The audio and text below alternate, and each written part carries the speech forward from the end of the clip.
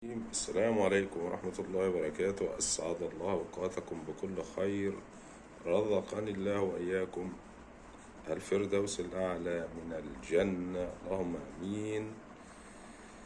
ورق الجوافة خدعوك فقالوا إن ورق الجوافة مفيد جدا للكحة. لا، دي خدعة كبيرة جدا. ليست الكحة فقط، ومفيد جدا للسعال والأنفلونزا والكحة والشعب الهوائية، ولكن أيضا ورق الجوافة مفيد للجهاز الهضمي،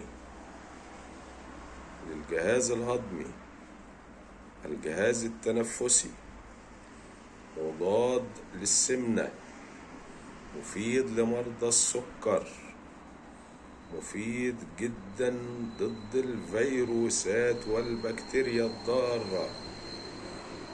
ورق الجوافة صيدلية في بيتك، مفيد للحوامل، مفيد لمريض الضغط والسكر، مريض الكحة والسعال، مفيد للشعب الهوائية، مفيد للجهاز الهضمي. صيدلية في بيتك. خدعوك فقالوا إن ورق الجوافة للكحة فقط، للشتاء فقط، ولكنه طول العام. فلك أخي المشاهد وأختي المشاهدة، هذا هو شكل أوراق شجر الجوافة. ورقة شجرة الجوافة طويلة، ورقة بيورة هي من على الشجرة. تمام. نعملها ازاي؟ نجليها او نشربها كشري ونغطيها ربع ساعة عشان الزيوت الطيارة نستفيد منها، ونشربها بعد ربع ساعة. أخي المشاهد، أختي المشاهدة، قادر تشربها شاي كشري ورق الجوافة كده؟ قادر؟ مش قادر؟ حط لها معلقة عسل، عشان أنا مريض سكر فأنا ما بحطش عسل وبشربها كده.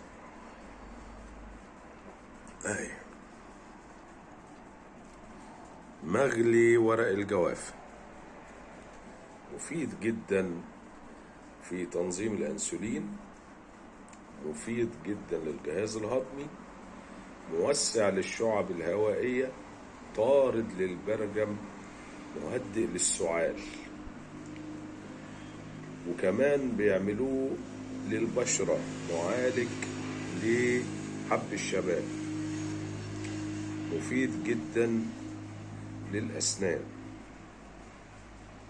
مغلي ورق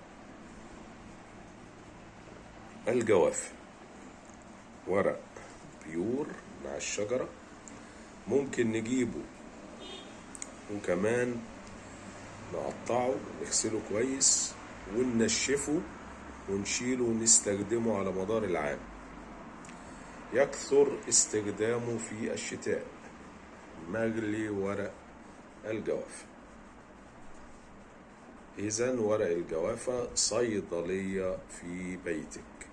جرب وقول لي ده أفضل ولا الأدوية اللي فيها التدخل البشري وفيها المواد الضارة السامة.